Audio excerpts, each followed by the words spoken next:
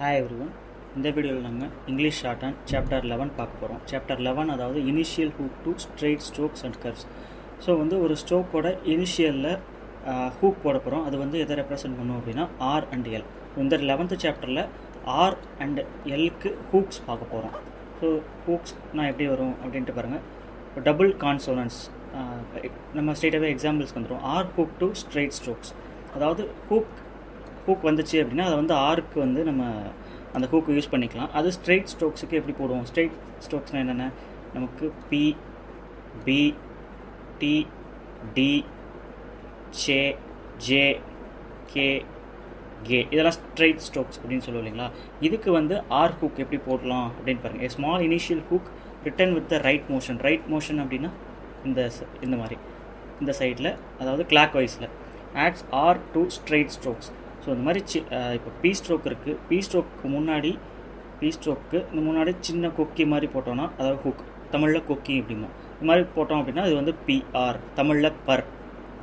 அடுத்து அதே மாதிரி பி ஸ்ட்ரோக் இருக்குது. பி ஸ்ட்ரோக்குக்கு முன்னாடி கொக்கி மாதிரி போட்டோம் அப்படின்னா பர், பிஆர், பிஆர்ன்ற மீனிங் பிஆர், பர். அதே மாதிரி டி ஸ்ட்ரோக்குக்கு முன்னாடி கொக்கி போட்டோம் அப்படின்னா டிஆர், டிக்கு போட்டோம் அப்படின்னா டிஆர். ஸோ இந்த மாதிரி இது ஆக்சுவலாக நம்ம இந்த மாதிரி ஆர் ஸ்ட்ரோக் ஆர்கே ஆல்ரெடி நம்ம 2 ஸ்ட்ரோக் இருக்குங்களே. இப்போ புதுசாக இந்த மாதிரி ஹூக் கொண்டு வராங்க. எதை யூஸ் பண்ணுறது அப்படின்னு கேட்டால் எல்லாத்துக்குமே கண்டிஷன்ஸ் இருக்குது. எந்தெந்த சுச்சுவேஷனில் இந்த மாதிரி ஹூக் போடுவோம், ஹூக் போட முடியாத இடத்துல இந்த 2 ஸ்ட்ரோக்ஸில் போடுவோம். ஸோ நம்ம சிம்பிளிஃபை பண்ணுறதுக்காக தான் இந்த ஹூக்ஸ் எல்லாம் கொடுக்குறாங்க. ஹூக்ஸில் ஆர்எல் ஹூக்ஸு, தென் எஃபிஎன் ஹூக்ஸு, ஷன்க் ஹூக்கு, அந்த மாதிரி நிறைய ஹூக்ஸ் இருக்குது. ஸோ இப்போ ஆர்எல்க்கு பார்ப்போம். அடுத்து பாருங்கள், சே, ஜே. ஸோ சே எப்படி போடுவோம் இல்லைங்களா? அதுலேயே சே ஆர், ஜேஆர். அடுத்து பாருங்கள் கேஆர், கேஆர், கேஆர். இப்போது மற்ற ஸ்ட்ரோக்ஸ், ஸ்ட்ரெயிட் ஸ்ட்ரோக்ஸுக்கு எல்லாமே லெஃப்ட் சைடில் ஹூக் போட்டோம் இல்லைங்களா? அது இப்போ ஹரிசாண்டல் லைனாக இருக்குது. K and G, K horizontal line. Horizontal லைனுக்கு ஹூக் எப்படி போடுறது அப்படின்னா ஆர் ஹூக் கீழே இருந்து போடுவோம். இது கேஆர், இது கேஆர். அதுவே டார்க்காக போட்டோம் அப்படின்னா ஜிஆர். ஸோ இது நல்லா ப்ராக்டிஸ் பண்ணிங்க. பிகாஸ் இதுக்கப்புறம் இந்த டிஆர், டிஆர் ஸ்ட்ரோக்கு, அது மாதிரி ஆர் வச்சு வர்ற ஸ்ட்ரோக்லாம் இப்படி தான் யூஸ் பண்ண போகிறோம். அடுத்து பாருங்கள், L hook to straight strokes. So இப்போ நம்ம ஆர் ஹூக் ஒரு ஸ்ட்ரோக்கோட லெஃப்ட் சைடு போட்டோம் இல்லைங்களா? அதே அந்த ஹூக்கை ஆப்போசிட் சைடு, அதாவது ரைட் சைட்லேருந்து ஸ்ட்ரோக் எழுதணும் அப்படின்னா அது எல் ஹூக்கு. ஸோ இதே ஸ்ட்ரைட் ஸ்ட்ரோக்ஸுக்கு பாருங்கள். நம்ம பிஆர் ஸ்ட்ரோக்கு இப்படி போட்டோம் இல்லைங்களா? அதே பிஎல் ஸ்ட்ரோக் வந்துச்சு அப்படின்னா ஆப்போசிட் சைட்லேருந்து போடுவோம். ஸோ இந்த மோஷன், அதாவது ஆன்டி கிளாக் வைஸ் லெஃப்ட் மோஷனில் போடுவோம். இது ரைட் மோஷன்.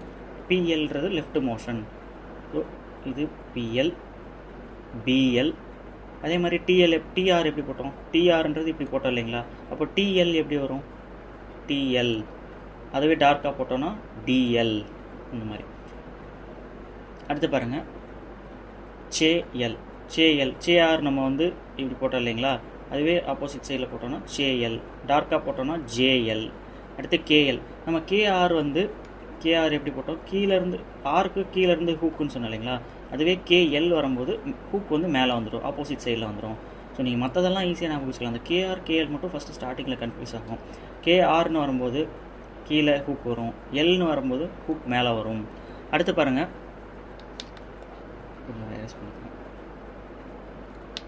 அடுத்து R hook to curved strokes. So இது வரைக்கும் நம்ம ஸ்ட்ரெயிட் ஸ்ட்ரோக்கு மட்டும்தான் பார்த்துருக்கோம். தென் கர்வ்டு ஸ்ட்ரோக்கு இப்போ பார்க்க போகிறோம். கர்வ்டு ஸ்ட்ரோக்கில் ஃபஸ்ட்டு எஃப்ஆர், விஆர் கொடுத்துருக்காங்க. So FR. ஸோ கர்வ்டு ஸ்ட்ரோக்கு எப்படி போடுவோம்னா, small initial hook written inside the curve, அதாவது கர்வுக்கு இன்சைடு ஸ்டார்டிங்கில் எழுதணும், இனிஷியல் ஸ்டேஜில் எழுதணும்.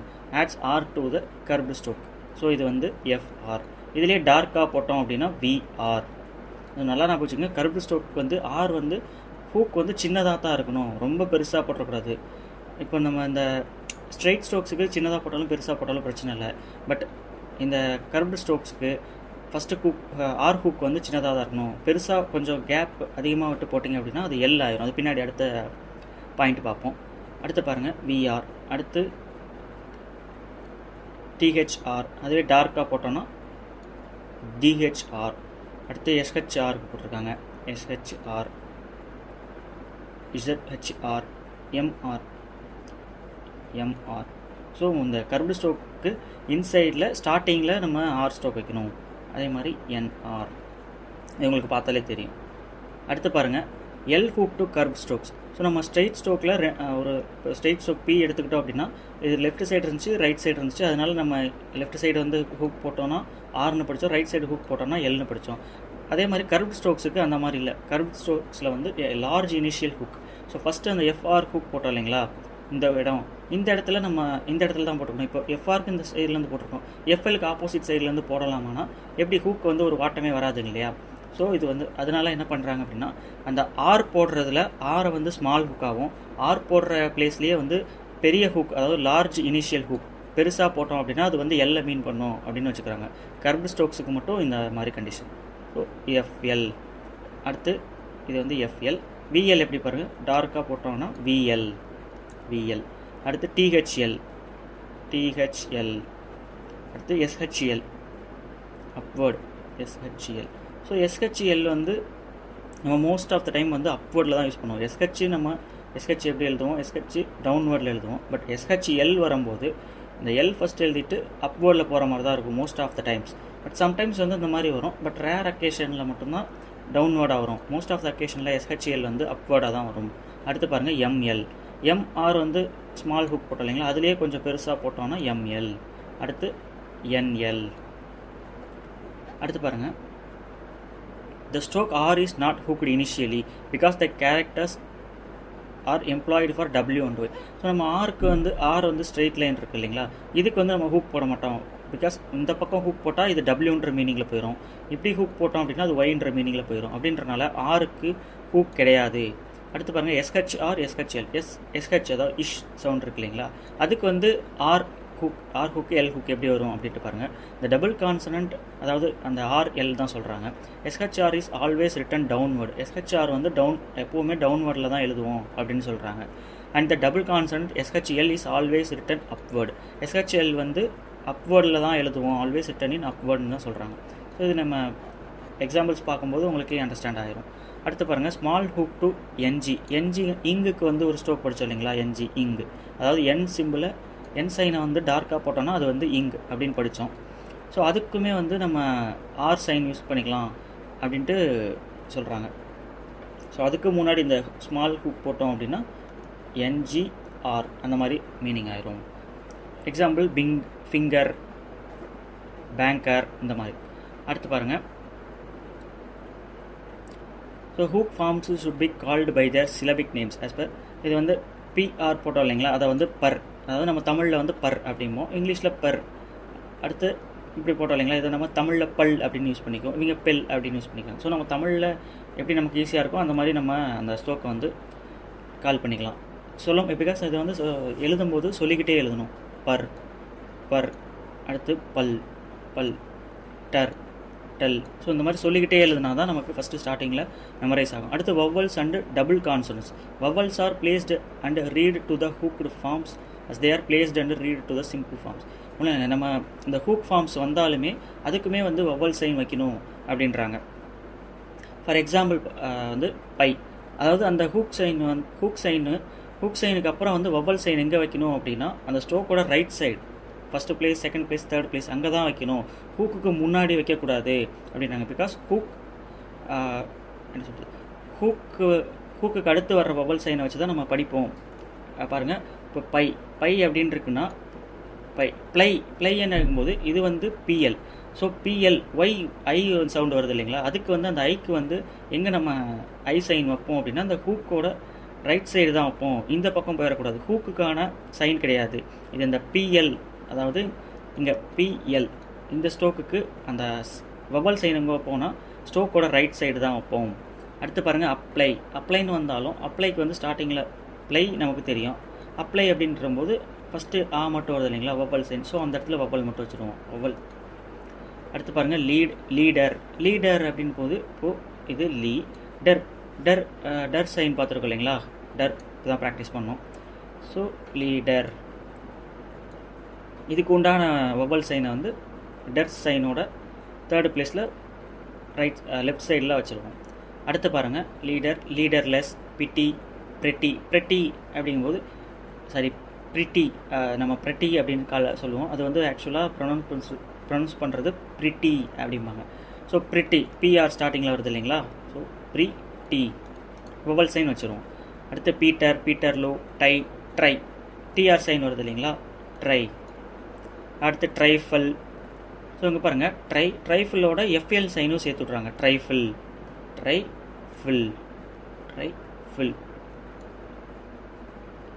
அடுத்தது பாருங்கள் extended use of L hook. In order to obtain easier forms of L hooks is sometimes used in words which the L properly belongs. So இது ஒன்றும் இல்லைங்க, நம்ம சில ஸ்ட்ரோக்ஸ் வந்து ஃபுல்லாகவே எழுதலாம், தனித்தனியாகவே எழுதலாம், டீப்லி இந்த மாதிரி எழுதலாம். அந்த இடத்துல நம்ம வந்து பிஎல் ஸ்ட்ரோக்கு எஃப்எல் ஸ்ட்ரோக்கும் போட்டுக்கலாம் அப்படின்றாங்க. ஸோ இதில் பெருசாக ஒன்றும் இல்லை, இதெல்லாம் நாங்களாம் ப்ராக்டிஸ் பண்ணிங்க. பிகாஸ் டீப்லி, ப்ரீஃப்லி இதெல்லாம் நம்ம அடிக்கடி யூஸ் பண்ணுவோம். ஸோ இந்த மாதிரி ப்ராக்டிஸ் பண்ணிக்கோங்க. அடுத்து எக்ஸசைஸ் 39 ஒரு வேர்டும் வந்து ரீட் பண்ணி பாருங்கள். ரீட் பண்ணி பார்த்துட்டு ஹோம்ஒர்க் பண்ணுங்கள். அடுத்து எக்ஸசைஸ் 40 வந்து சில வேர்ட்ஸ் கொடுத்துருக்காங்க. ஸோ இதை வந்து நீங்கள் இந்த மாதிரி எழுதி சும்மா ரஃப்பாக வந்து எழுதி ப்ராக்டிஸ் பண்ணிவிட்டு அதுக்கப்புறம் கரெக்ஷன் பார்த்துட்டு அதுக்கப்புறம் ஹோம்ஒர்க் ப்ராக்டிஸ் பண்ணுங்கள். அடுத்து கிராமலாக்ஸ் கொடுத்துருக்காங்க. கிராமலாக்ஸில் பர் ஸ்ட்ரோக் வந்து தேர்டு பிளேஸில் போட்டாங்க அப்படின்னா அது பிரின்சிபல் ஆர் பிரின்சிபலி. அடுத்து பாருங்கள் லிபர்ட்டி, பர் ஸ்ட்ரோக்கு, பிஆர் ஸ்ட்ரோக்கை வந்து ஃபஸ்ட்டு பிளேஸில் போட்டாங்க அப்படின்னா லிபர்ட்டி.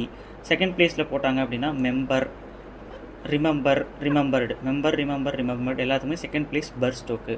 அடுத்து தேர்டு பிளேஸில் போட்டாங்க அப்படின்னா நம்பர்டு. ஸோ டிஆர் ஸ்ட்ரோக் வந்து செகண்ட் பிளேஸில் போட்டாங்க அப்படின்னா ட்ரூத்.